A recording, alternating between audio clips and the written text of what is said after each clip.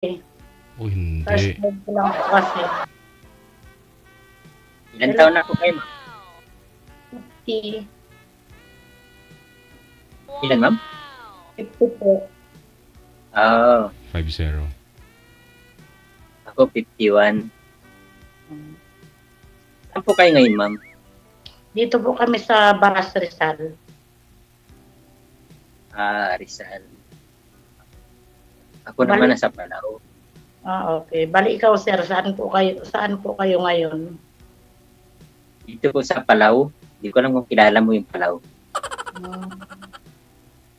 Kinakabahan ako kasi first time ko lang po eh. So ilan na po yung anak niyo? Bali, malalaki na yung anak ko. 6 po yung anak ko. Bali, 3 may pamilya. Yung 3 naman andito sa bahay kasama ko. Nag-aaral pa yung 2. Pagtapos naman na ang pag-aaral yung isa kong anak. Taga Rizal po talaga kayo? O meron pa kayo? Samar po. Yung province namin, Samar. Calbayog. Calbayog, Samar. Yes. Bali ikaw, sir. Ako po taga Pangasinan ako. Taga Pangasinan. Ilan po anak mo, sir? At 2 lang po. Asan po yung asawa mo? 2019 pa, wala na kami. Bali, hiwalay po. Hiwalay. Bakit naman po, sir, naghiwalay? Trabaho. Nung pandemic kasi, nasa Maynila ako nagtatrabaho.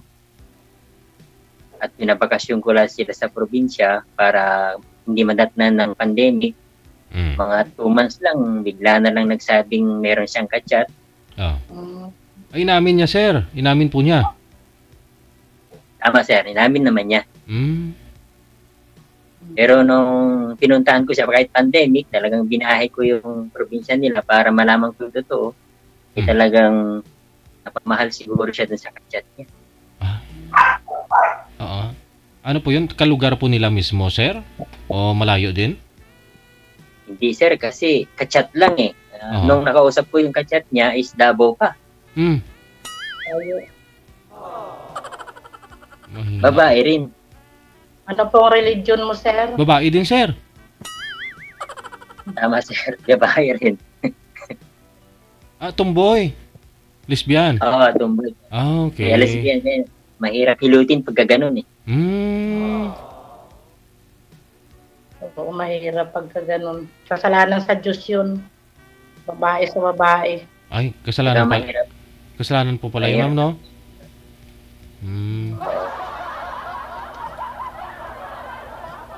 Wala yung tanong niyo kanina, Katolik po ako. Napansin ko lang yung mga guests natin. May talaga, in-insert nila yung mga nasa Bible. Linggo pa lang ngayon. Kaya magpakabait kayo, ha? Kasi gusto ko yung may takot sa Panginoon. Tama. Yung po yung hinahanap ko sa isang lalaki, yung may nagsisimba. Wala naman po kung anong religion. Kumbaga, ang gusto ko po ay mabait. Yung walang bisyo. Kasi ako, DJ, gusto ko rin po na magkaroon na rin po ng talaga dahil mahirap yung tatanda tayo na walang kasama. Kaya gusto ko po yung talagang yung mabait din po talagang lalaki. Yes. Kasi nadala na po ako sa una dahil mahirap po kasi DJ magsalita dito pero talagang ang dami ko rin po kasi pinagdaanan na hindi maganda kaya nadala na po talaga ako. Tama po. Ilan taon na pa kayong hiwalay?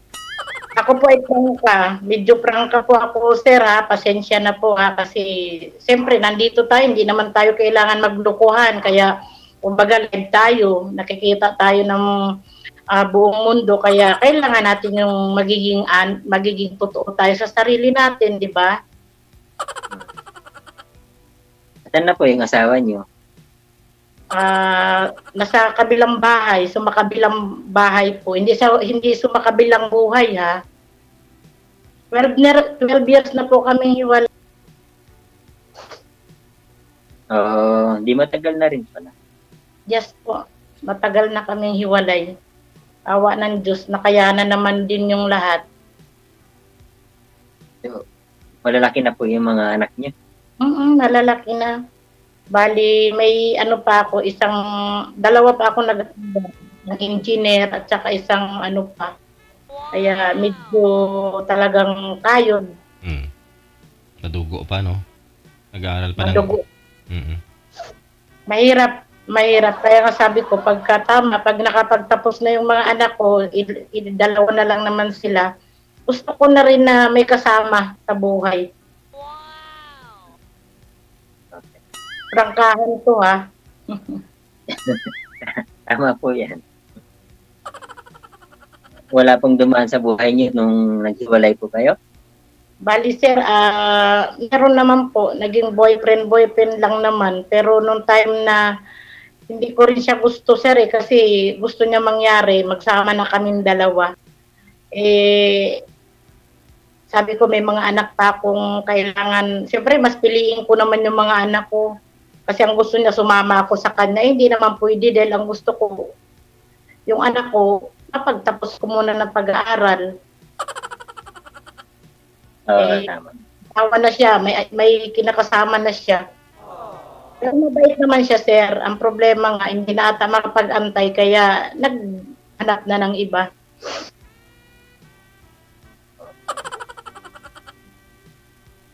So ano po yung hanap niyo sa lalaki po? Ayun, number 1, sabi ko, may takot sa Panginoon. Born again po ako, sir. Born again po ako. Okay. Born again. Bali, yun lang po yung hanap ko. Walang bisyo. Wala namang tsaka respeto. Yun lang naman po yung akin.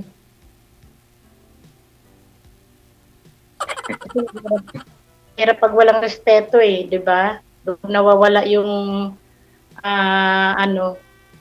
wala na. Kumbaga siraan na pag wala tayong respeto. Dapat yung number 1, yung tiwala, meron tayo.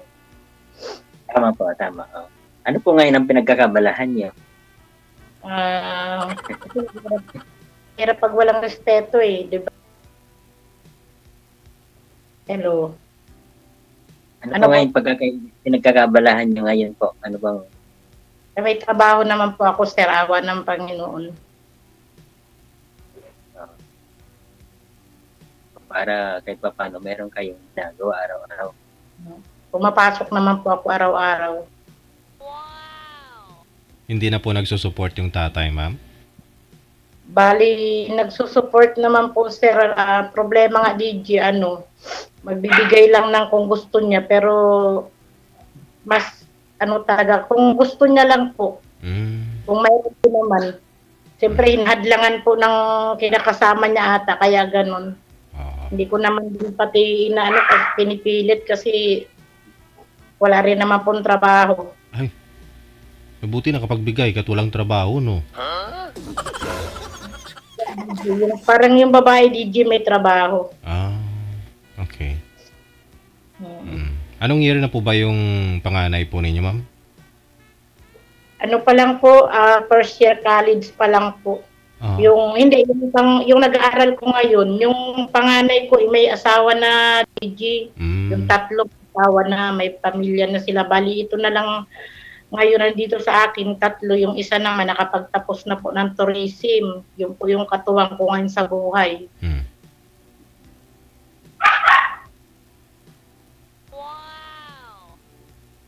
Magaling po kayo kasi para napag-aral niyo yung mga anak niyo ng ganong mga sa tulong po ni Lord. Pag tayo ay walang pananampalataya sa Panginoon, wala po talaga. Amen.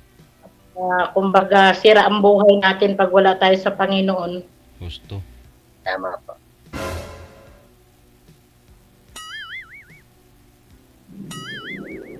Kaya po, magtanong po kayo. Ikaw na magkwento. Tapos na po yung tanong ko Kala ko ba sinasagot mo yung mga tanong ko? Wala ka pa yata. Ito po yung magtanong. Natanong ko na yung dapat kong itanong, sir, kasi yung isa lang naman sa gusto kong itanong sa'yo yung tawag nito, yung kumbaga, yung ikaw ba ay nagsisimba, ganun lang naman. Ano ko naghiwalay? Dito po kasi sa namin, sa trabaho ko kasi, ang day off kasi namin is Martes, so pag Linggo, sakop talaga namin pati trabaho, kaya minsan di rin kami makapagsimba kahit gustuhin namin. Pero nagdadasal na lang kami sa kwarto pagka ganyan ng gabi. Ayun. Kasi nung nakaraan pa ko dito, siguro pangatlong araw ko na, sir, na sabi ko nga hindi ako napipili ni DJ, kaya sabi ko baka hindi pa binigay ni Lord. Lagi po akong absent, mami. Kaya nag-makeup class po ako ngayon. Linggo. Yes po. Opo, nakita ko sa DJ. Kaya nga sabi ko, hindi pa kalooban. Kaya hirap naman po tayo mamili. Di ba? Opo. Basta yun lang po yung nahanap nyo, ma'am, yung palasimba. Yung siyempre, DJ, yung mabait, yung mapagmahal. Ako kasi, sir, malambing. Mapagmahal, sobra. Kahit buhay ko, binibigay ko sa sobrang pagmamahal ko, ganun ako. Kasi ganun yung mga Bisaya. Di ba, DJ? Sana all. Mabait ako. Pero prangka ako. Saka medyo stricta ako. Selosa ako. Ganun po ugali ko. Sinasabi ko lang yung totoo. Paano po yan pag kaganito, kagayan, kausap mo, napakalayo, nasa ibang bansa, baka kaya niyo po bang ipag-usap ng malayo? Wala naman problema yun. Mas maigi nga yung malayo kasi yung parang, siyempre, makilala natin yung isa't isa para, kumbaga, mas maigi yun makilala muna natin yung isa't isa, di ba? Okay, tama po.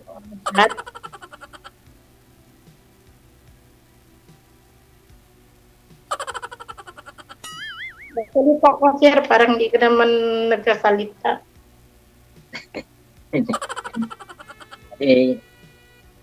Maganda kasi yung kwento mo medyo matagal. Kailan pa ho ba kayo? Kailan pa ho kayo, sir, magbabakasyon din sir? Ilang taon ka? Oo nga, sir. Anong taon ka magbakasyon? Next year nandiyan na ako, February. Wow. February hanggang March, tapos balik ulit ako. Bakit ka nga pala, sir, sumali dito, sir? Ba't ka ba sumali?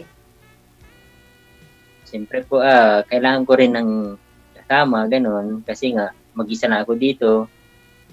Wala rin akong, uwi man ako sa amin. Wala rin akong mapuntahan, kundi sa bahay lang siguro. Bakasyon, tapos babalik na naman. So, kailangan ko rin ng sa mga anak, sa mga anak po ninyo, sir, kasama nila ngayon yung ex mo, yung nanay nila, bale? Opo, sir, kasama niya. Mula nung hindi ko naman din kinuha kasi medyo maliliit pa sila, tsaka hindi ko rin masikaso kasi may trabaho rin ako.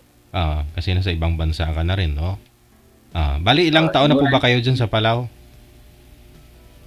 Mag 2 years na po, sir. Okay. This coming February, next year, no? Kasi nung nag-iwalay kami, 2019, medyo hindi na ako masaya sa Maynila, parang wala na akong ganang magtrabaho. Medyo nag-isip na ako na mag-ibang bansa. Ayun, natanggap naman ako agad. Kaya lumayas muna ako sa Pilipinas. So ngayon po nagsasama po sila ng Nagsasama po sila ng lesbian, sir? Yung ex-wife po ninyo? Hindi, sir, hindi naman sila nagkita. Okay. Sa cellphone lang talaga, pero siyempre sa 3 years akong babalik-balik sa kanila para ibalik yung dati, pero ang hirap pala ibalik pagka ganun yung kalooban ng babae, may pagkatumboy na rin. Pero pagkakilala po ninyo dun sa asawa po ninyo, sir, hindi naman siya ganun, hindi naman siya pusong lesbian, na babae ang gusto? Ano yun, sir? Hindi naman po tumboy yung pagkakilala mo sa asawa mo dati? Nung kayo pa? Na kunyari, nakatingin ka sa chicks tapos titingnan niya rin? Ganon? Hindi, nung ano kayo sir, nung kasama ko yan, nung siyempre matagal 10 taon din kami, Oo. yung mga kapitbahay ko lang naririnig, akala nila tumboy daw talaga yan kasi nga hindi nga talaga lumalabas ng bahay, hindi nakipag-usap. Isip talaga nila tumboy yan nung ano pa yan, nung dalaga siya. Pero nagtaka sila bakit daw napangasawa ko. Eh, siguro nung lagi naman ako wala sa bahay, overtime ako araw-araw, mauwi ako alas 10. Siguro may nakausap siyang tomboy din sa social media. Siguro doon nag-trigger yung bumalik siguro yung ano niya. Oo. May ganun daw.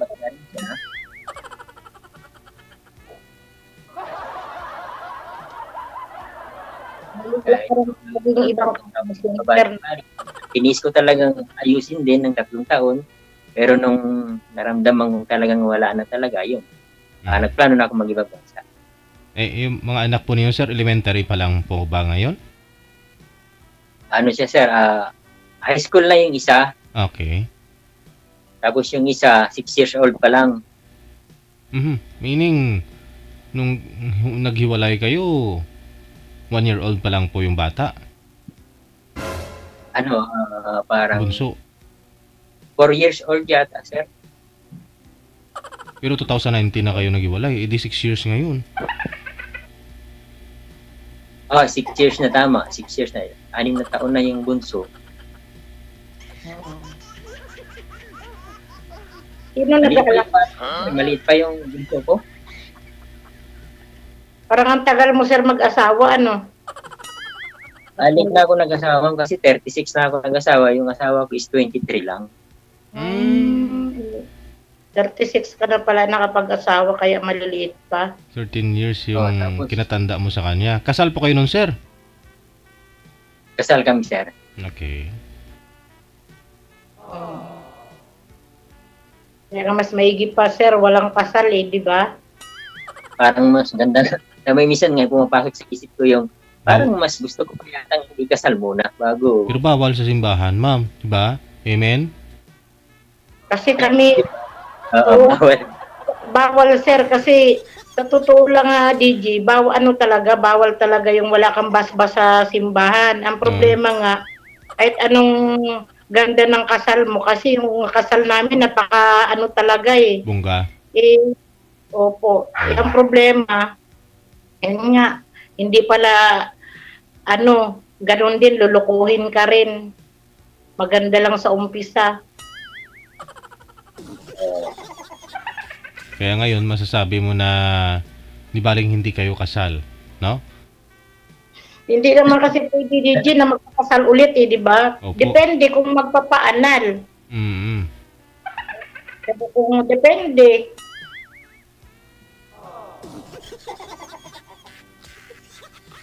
Kaya siguro, Ayun po, kasal ko. siguro kasal daw po siya, sir. Bungga nga daw po yung kasal nila eh.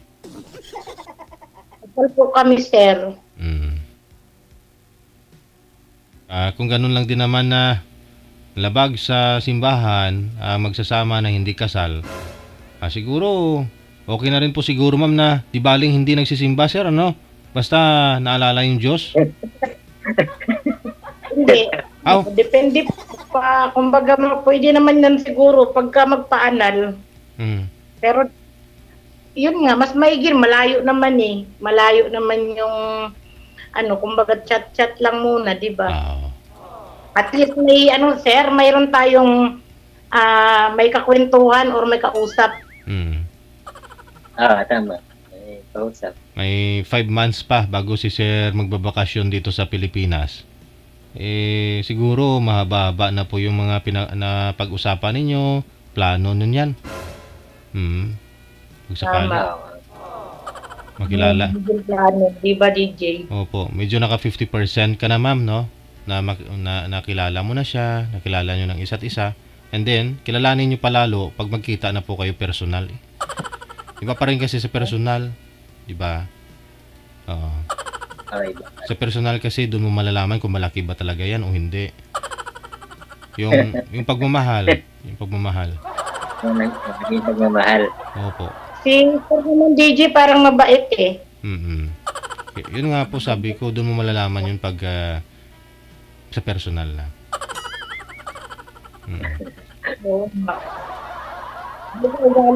Ilang ano ka pala? Anong buwan, anong birthday mo? Anong buwan ba?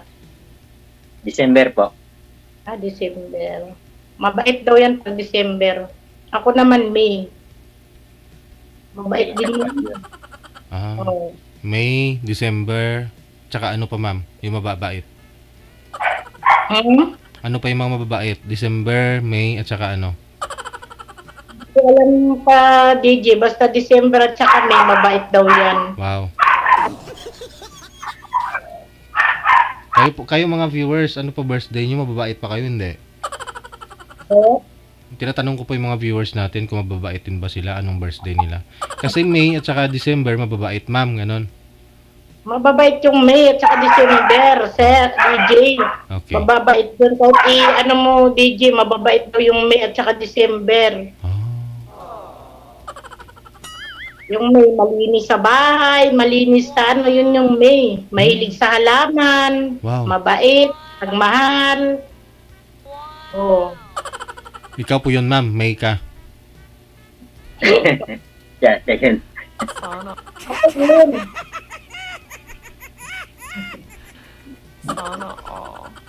Okay. Pinapatawa ko, ayaw tumawa eh.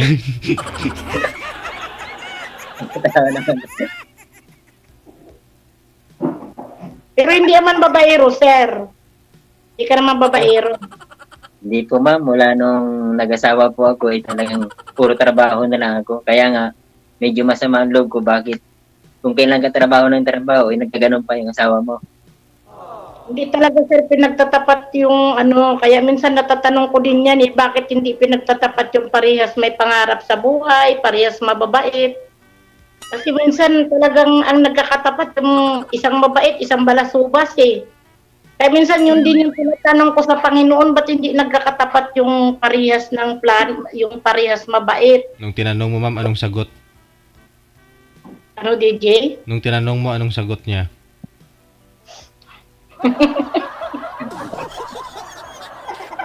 Hindi. Kasi hindi naman po pwede talaga na perfect yung magkakasama.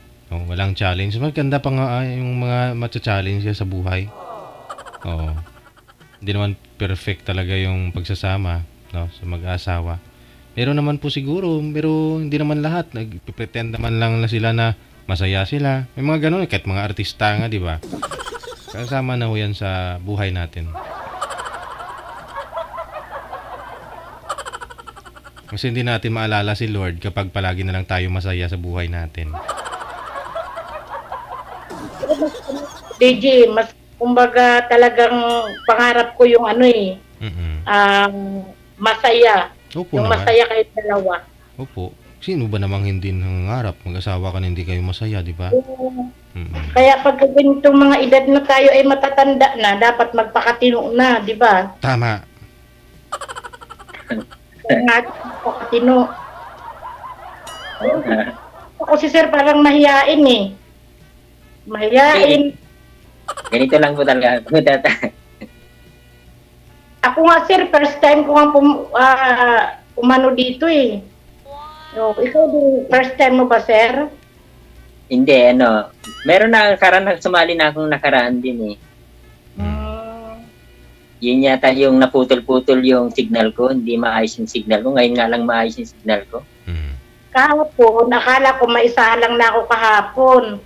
Pabalik-balik ako sa CR, panay tapos panay inom ko ng tubig kasi hindi ko alam yung nervyos ko, yung kaba ko. Kaya maya-maya nag-chat na hindi daw kasi wala nang live ata. Oo. Absent pa ako kagabi, ma'am. May event tayo eh. Opo. Sabi ko, schedule din ako kagabi kaso nagantay ko hanggang alas 12, wala na, natulog na lang ako. Imagine ko ikaw, ma'am. Ilang balik ka sa CR, ma'am, kahapon?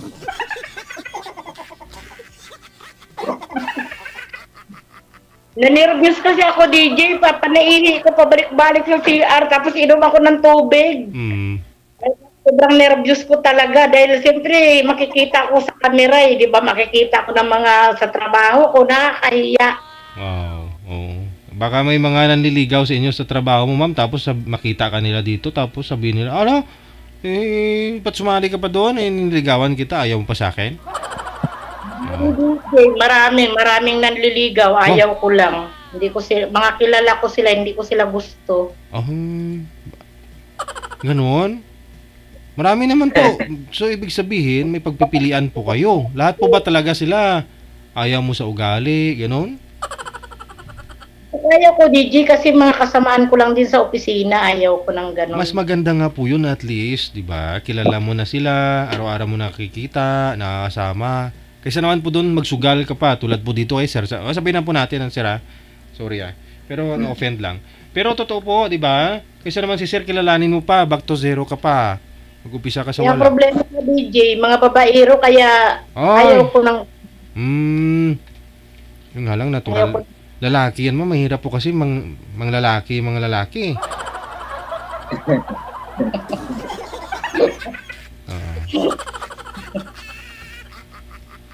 Alam mo ba, DJ, pagka nanonood ako sa iyo, natutuwa ako, kaya kaya kami ng mga anak ko.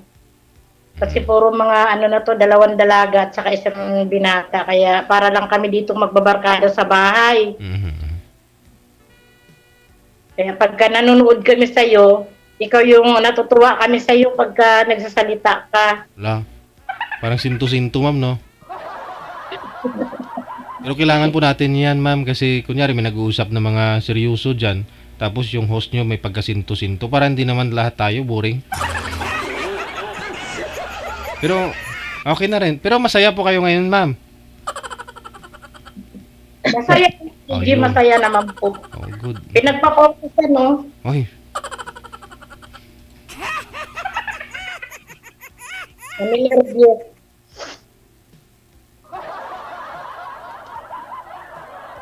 Si Sir, hindi na umiimik eh. Nandiyan si Sir DJ. Alam ba ng anak niyo, ma'am, na sumali kayo? Yes po. Nakasuporta tong mga anak ko. Wow. Shout out po ninyo. Shout out po ninyo. So, yung mga anak ko nakasuporta. Buti naman. So, ibig pong sabihin, gustong-gusto talaga nila na magkaroon ka na rin ng boyfriend, ganun siya. Gusto nila na sir, na hindi ako malungkot. Gusto rin nila na siguro, ganun naman yung gusto din nila sa akin. Wala naman silang ganun kababait ko mga anak ko. Siyempre, mabait na rin yung nanay nila eh. Diba? Sir.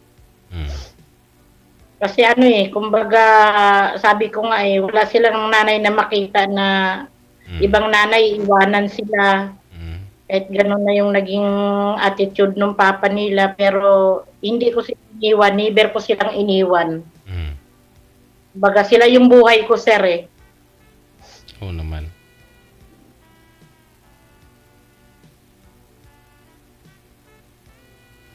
Salita ka, sir. Parang hindi ka na nagsasalita. Matagal-tagal pa tayo mag-uusap. Yung anak niyo pala, ma'am, ilan ng lalaki niyo dyan? Ilan yung babae? 4. Isang babae lang isang lalaki lang nandito sa akin ngayon. Bali 4 kasi yung lalaki, 2 babae. Kaya dumami sila kahabol ng babae.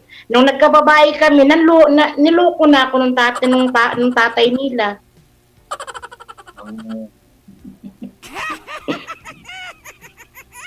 Nangapit bahay na. Nangapit bahay na. Pero nakikita pa rin po kayo ngayon. Pumupunta siya dyan. Okay naman na kami. Kumbaga, pati yung babae, hindi naman natin kasi pwedeng sabihin na yung galit natin habang buhay. Pinatawad ko naman sila kasi mahirap mamaya bigla tayong matsugi tapos yung kaluluwa natin punta pa sa impyerno. Dala-dala mo pa yung sama ng loob, no? Mas okay na rin na hindi natin kailangan na magtanim ng sama ng loob sa isang tao. Amen. Kahit yung Mahirap yung magtanim tayo ng galit. Tama. Hindi na po kayo namamasyal sa Kalbayog.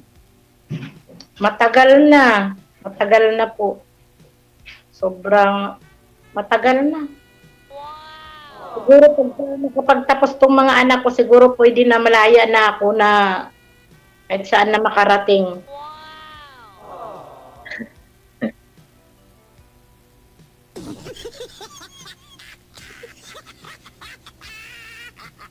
Tanong po kayo sa akin para malaman niyo yung ano ko rin, background ko, kung may mga dapat kayong itanong. Ikaw yung magsalita kasi, ay ikaw yung magtanong sa akin kasi tapos na ako magtanong sa'yo eh. Parang naikwento mo na kasi yung buhay mo eh. Wala na akong maitanong eh. Kahit hindi na ako magtanong, talagang tuloy-tuloy na eh. Parang ang ano lang eh, no? Ang iksi lang ng, ano, ng kwento ng buhay mo. O, ganun lang kasi yung buhay ko. Pero ano, hindi naman ako bago dito sa pinuntahan ko. Year 2000, nandito na ako eh. Binata pa ako. Bumalik ka lang. Nagsawa lang ako, bumalik ako sa Pilipinas, nag-asawa. Nung nagkaroon ng problema, balik ulit ako. Ganun ulit. Man sir, sa'yo nagkakagusto kasi may tsura ka sa tingin ko eh. Kaldero nga may tsura. Tsura, lahat naman may tsura po. Hindi. Yung iba nga, pagka nakikita namin dito, pag hindi gusto, pinapatayan. Naalala mo, DJ, yung may babae na, ano, pinatayan yung parang, yun, duling ata yun, binabaan ng lalaki. Ay, oo, napanood ko yun. Dapat yung nakausap kahit ayaw, kausapin na lang nila kasi respeto lang. Nagpa-line up din. Kasi hindi naman lahat po ng mga nag-uusap talaga dito nagkakatuluyan. Lagi ko po yan sinasabi. Nagpa-line up ka eh, kaya kausapin mo ng maayos. Hirap-hirap kaya magpa-line up dito. Mahirap kaya maghanap din ng mga ka-match ninyo, makakausap. Tapos di lang kakausapin. Pero DJ, salamat kasi yung na-line up sa akin medyo, ano eh, okay yun. Medyo lang. Okay. Makilala din po ninyo ng lubos yan. O pag kayo na, nag-uusap na po kayo off-cam. Pero man din nakaraan, sumali din ako dito. Kaso, yung kausap ko noon, nag-usap naman kami mga 3 months siguro. Kaso yung time niya, tsaka time ko, hindi magkatugma. Minsan, alas 4 madaling araw, tumatawag, tulog na pala ko, hindi ko masagot. Isa akin, sir, 8 yung pasok ko, mga 4, pwede, alas 4 ng hapon. Ay, pares pala tayo kasi 4 ng hapon, off ko na. Pag nasa office ako, sir, hindi po ako makausap kasi ang dami ko pong ginagawa. Kaya alas 4, nasa bahay na po ako. So, alas 5 sa amin. Bali, ano ba? Anong oras ba ngayon dyan? 11 na po. Sa amin kasi alas 10 eh. Isang oras. Isang oras lang naman. Seloso ka ba, sir? Seloso ka. Ano ba hanap mo sa isang babae pala? Ako na yung nagtanong, ha? Hindi, gusto ko lang sa isang babae yung mahalin lang ako. Wag lang akong wag lang manloko. Kasi mayroon akong phobia. Parang ako lang yun, sir, ha? Ganun lang sa akin. Mahalin niya na ako. Pakita lang niya na mahal niya ako. Yung bigyan niya ako ng time pag yun lang sa akin. Hindi naman kailangan ng kasi yung edad natin. Kahit pa paano, mahaba na yung pasensya. Correct. Ako ganun din, sir. Yung mahalin lang din ako. At saka siyempre, yung mga anak ko. Yung mga anak ko. Ganun yun. Kasi hindi naman tayo binata at dalaga, di ba? Kahit natin, kumbaga, pag mahal mo yung isang tao, mahalin mo rin yung mga anak ko. Siyempre, mahalin ko rin yung mga anak mo. Ganun lang yun. Opo. Tama yun. Ganun din ako. Pag sa akin naman, wala naman sa akin yung mga anak ko. Kahit ako lang ang mahalin niya, okay lang sa akin. Kasi kaming dalawa lang naman. Kung sakali magsama, kaming dalawa lang naman. Hindi naman pwede yung ganun. Siyempre, pati mga anak, siyempre, mahalin. Mabuti kung binata at dalaga. Pero siyempre sa akin kasi, malayo naman sila. Hindi ka guys sa'yo na nasa tabi mo lang, kailangan mo talagang makisama rin talaga. Bali yung mga anak mo pala, sir, na sa misis mo. Sa kanya pala, wala naman akong kinuha kahit man ibigay niya sa akin, hindi ko rin talaga maasikaso kasi nga. Kasi ako, yung pag nagtrabaho kasi ako, halos malalayo talaga. Lagay sa Maynila, imbes na nandun ako sa Maynila nagtatrabaho, minsan dinadala ko ng kumpanya kung saan-saan. Minsan Ormoc, Bicol, kaya minsan hindi talaga ako na-standby sa bahay. Ba't anong trabaho mo ba, sir? Ngayon, dyan? Dito pa ako sa maintenance ako ng isang resorts. Sa may bansang ito. Ganon din dati nung pinanggalingan ko, ganito rin trabaho ko. Maintenance. Tapos, lahat ng guests namin, ako pumipick up sa airport, kung saan i-drop ko load sa ibang hotel, ganon. Pag wala na akong ginagawa, nandun ako sa kitchen, tumutulong. All around po ako. Kaya walang katapusan yung trabaho ko dito, kaya hindi ako nababakante rin. Kaya minsan, wala rin akong time para sumilip minsan ng cellphone. Minsan, sisilip ko rin pag ganyan na sa airport, ganun, may wifi. Pero nagsusupport naman po kayo sa mga anak mo, sir? Pinapadalan mo si nanay nila? Opo, sir, hindi ko po tinigilan mula nung nagtiwalay kami. Hindi ko talaga, wala talagang pass dyan na biniko lahat talaga kompleto. Kasi Sana ako dito. Hanggang ngayon, wala. Kasi minsan pag lahat ng kailangan ibibigay ko para wala silang masabi. Tama yun, sir. Para at least, yung mga anak mo pagka lumaki, magkaroon ng isip, kumbaga, malayin ka pa rin nila kasi hindi mo sila pinabayaan. Opo, totoo yun. Kasi kailangan ko rin sila pagdating kasi ng araw. Saka obligasyon mo din yun, sir, na obligasyon natin mga magulang na sila ay bigyan ng sustento, kahit hiwalay na, di ba? Tapos pagdating ng oras na tumanda na tayo, at least andyan yung mga anak natin, hindi tayo ipabayaan na ganun-ganun na lang. Opo, ganun naman, pag pumupunta man ako sa probinsya, yung bibisitahin ko yung mga bata, sabay-sabay naman din kami kumakain sa isang lamesa, lahat. Kasi ang nanakit yung alam mo naman na kahit sabihin natin na hiwalay na tayo, di ba? Pero yung sabihin natin na ang hirap bang intindihin na may mga anak ka naman, kailangan ng mga anak mo ng tulong. Minsan nakakahinanakit din kaya yan sa babae kasi ba't sabihin mo lang na wala kang trabaho, di ba? Isa lang, wala akong pera, wala akong trabaho, pero dapat gumawa ka din naman ng paraan para sa anak mo, di ba? Kasi alam mo naman mga anak ka eh. Ganun yung hinanakit ko sa ama nitong mga anak ko eh. Hindi ko lang alam kung babae ba yung nagagalit kasi mabait naman yun eh. Ang problema, wala lang talagang trabaho kaya hindi talaga nakakapagbigay ng maayos. Pero dapat hindi biging katuwiran ng isang ama na wala akong trabaho. Anong gagawin ko? Wala akong trabaho. Maghanap ka para mayroon kang suporta sa mga anak mo. Kasi anak mo yan eh. Pagdating ba ng araw, ang tanong ko dyan, pagdating ba ng araw, may tutulong ba sa yung ibang tao? Anak mo pa rin yung tutulong sa'yo. Di ba?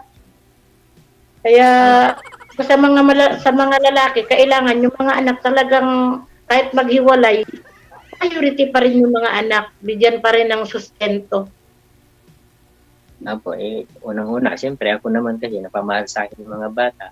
Tutusin, ayaw ko nga sana silang magutom. So, kung ano talaga yung hinihiling nila, talagang binibigay ko rin. Talagang noon pa man din. Nagawa ko talaga. Saka hindi ka naman nagkasala sa relasyon yung dalawa eh. Sa amin naman, sir, hindi ako yung nang iwan, kundi halos magmakaawa pa nga ako, sir eh. Hindi ko pinangarap na maging broken family yung pamilya ko. Halos naglumuhod pa ako na wala na, hindi na naayos. Kaya Sabi ko nga, hindi ko naman talaga kasalanan yung paghihiwalay namin. Siya ang kusang umalis sa bahay namin. Siyempre, masakit talaga yan kasi unang-una, ikaw yung naiwan, talagang masakit. Kagaya din sa akin, masakit talaga yon.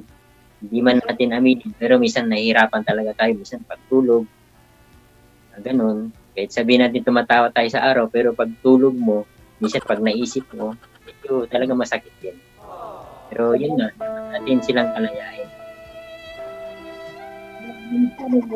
Kumbaga sa may isip mo rin na kaya nga sabi ko nga i-try ko lang to dito kung hindi naman, sabi nga ni DJ, hindi naman lahat nagkakatuluyan. Kumbaga pwede pa naman kayong magkakilala kung sa paanong paraan, di ba? Oo nga, totoo po yan. Hindi naman sinabing dahil sumali ka rito, kayo na. Siyempre, pag-aralan nyo muna yung ugali nyo bawat. Tuloy-tuloy pa rin yung komunikasyon. Depende kung anong Kung masaya naman kayo sa pag-usap, kung di siyempre magkikita kayo pagdating ng araw. Magkikita pagdating ng araw na pagka halimbawa okay yung di ba kayong dalawa, walang problema. Ganon lang yun. Oo. Ganun. Di siyempre, uwi man ako sa February, mga siguro. Kung talagang okay naman, di pwede na ako pumunta sa inyo. Kaya, anong gusto nyo, ganun. Depende yun kung halimbawa sa pag-uusap natin dalawa. Di ba? Oo, nakadepende naman yan. Kung magkasundo, edi maganda. Sige. Ayan lang po i-off cam ko na po kayo. Ipagpatuloy po ninyo off cam pag-uusap ninyo. Good luck Okay. Maraming salamat. Meron pa po kayong 5 months na pag-usap-usap. Ha? Thank you. Good evening. Thank you. That was Evelyn at saka si Mr. Angelito.